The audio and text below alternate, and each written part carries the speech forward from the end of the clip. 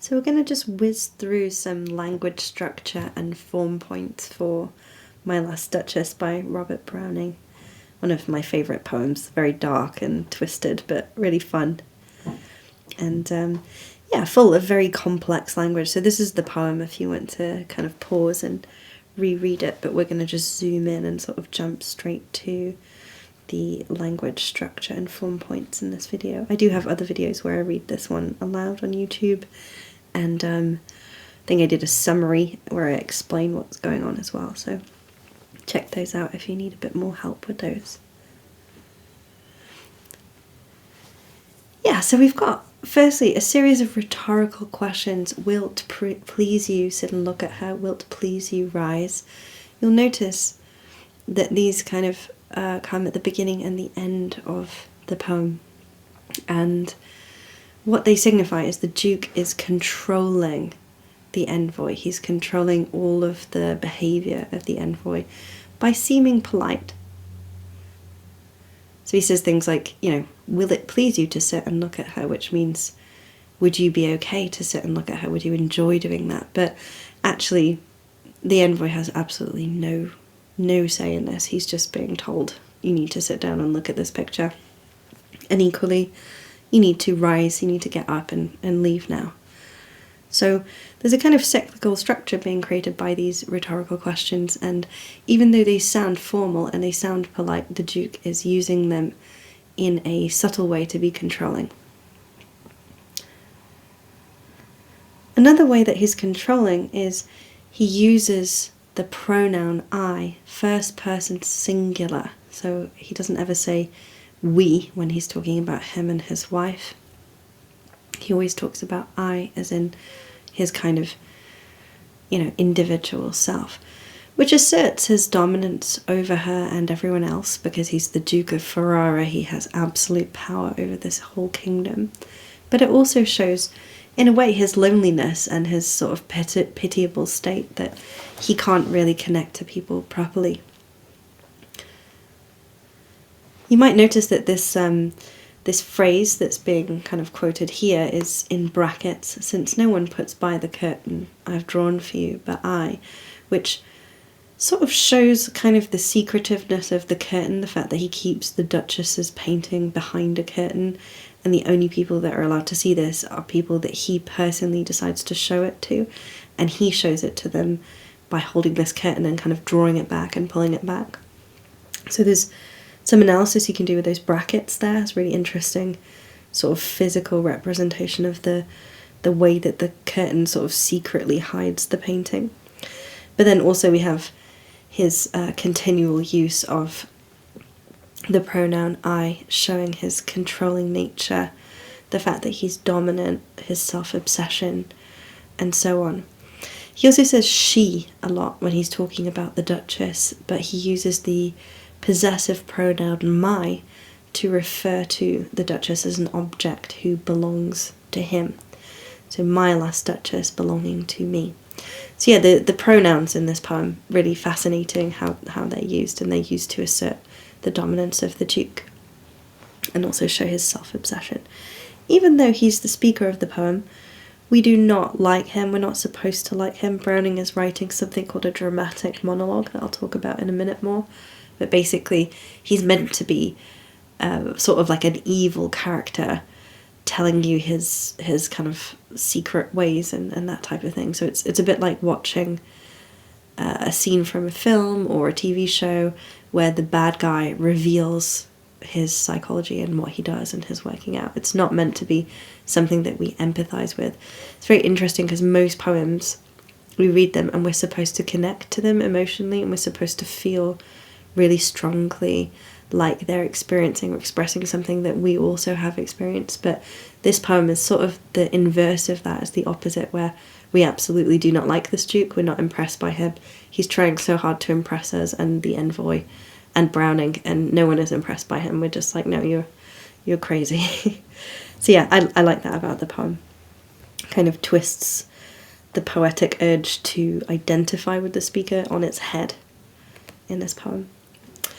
So yeah, there's foreshadowing, there's a lot of foreshadowing. So he's really controlling and dominant from the beginning. He does everything perfectly. He has these immaculate set of kind of customs and ways of speaking that are showing his aristocratic nature and his kind of gentility and his education. So he says things and does things in the right way, but you can tell underneath that he's not a good person. There's something going on beneath the surface of this character. And it just kind of bubbles up and ripples up into how he's talking at certain moments in this poem when he gets carried away with himself. So that leads to the foreshadowing of where he says, I gave commands, then all smiles stopped together, which basically confesses that he murdered his wife. The first really strong instance of foreshadowing is this one, half flush that dies along her throat, because what he's talking about is her skin is kind of flushed, which usually shows an excessive emotion. We don't really know exactly what emotion. Could be embarrassment, shame, excitement, passion, happiness. There's a range of emotions. Could even be sickness in a way. A range of different emotions produce that feeling of the skin flushing. He interprets it as something flirtatious that's going on, and he's quite fixated on the half flush that dies along her throat, and that in a way represents her life force and his approach to his kind of urge to squish that out of her, to destroy that in her. So it's very provocative, it's very terrifying and kind of thrilling. I enjoy it. I find it exciting. I just find criminal psychology as a topic really interesting, and then if you're interested in that, this is the type of poem that is for you. He repeats things a lot as well. He has sort of obsessive tendencies. He repeats stoop. I wouldn't stoop to her level. I couldn't do this because I would have been stooping.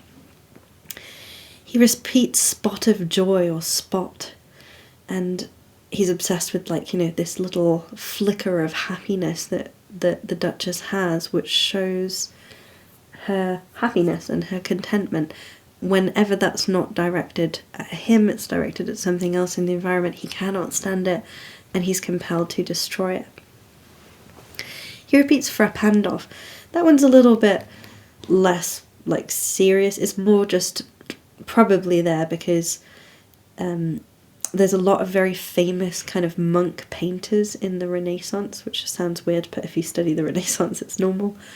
And these monks who are also painters, some of them are really, really famous. My favourite is Fra Filippo Lippi, so you can look him up if you're interested in this. But yeah, Fra Pandolf I think is an invented name, but it's meant to sound like a famous monk painter of the Renaissance, because these guys were paid huge amounts of money by the absolute wealthiest Italians in the Renaissance era to paint whatever they wanted. So they would rich people commissioned these monks to paint subjects that they personally were proud of, that they wanted to show off to other people. So in this case, the Duchess has sat for a painting by a very famous painter that would have cost the Duke a lot of money. Yeah, we've talked a little bit about these pronouns already, so I'll skip through those. There's also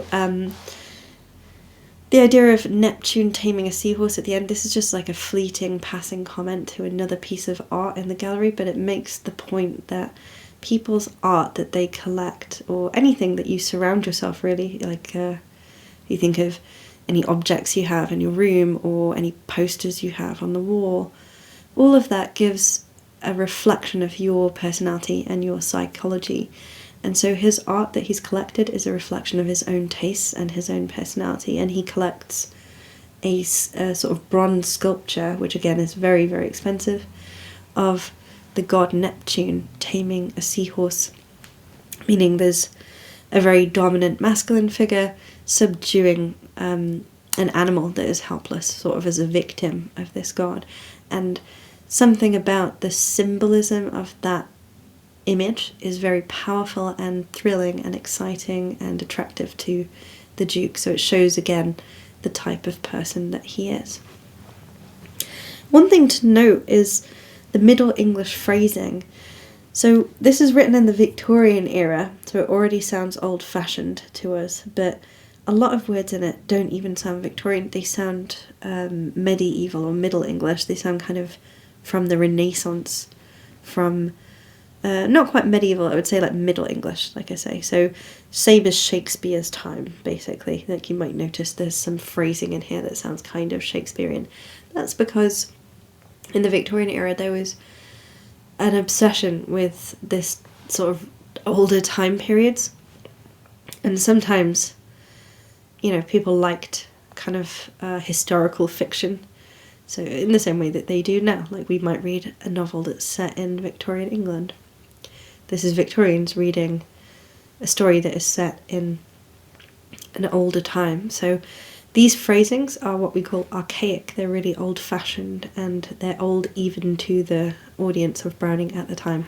If you can analyse that in an essay, that gets you a lot of marks because it shows like a detailed hyper-awareness of the intended audience for the poem. So if that's kind of not really making sense to you, ignore it, but if you feel like you can get a grasp on that, that is the type of thing that is good to write in an essay. You also have Synecdoche, her looks, or the flush on her throat, that kind of thing. So yeah, a couple of structure form points just to quickly gloss over before we finish. It's a cyclical structure, like I said, starts and ends in a similar way. The entire journey is controlled by the Duke and his commands. The envoy, who is the person that the Duke is speaking to, we would call him the addressee, he is totally silent. He does not have any lines in the poem.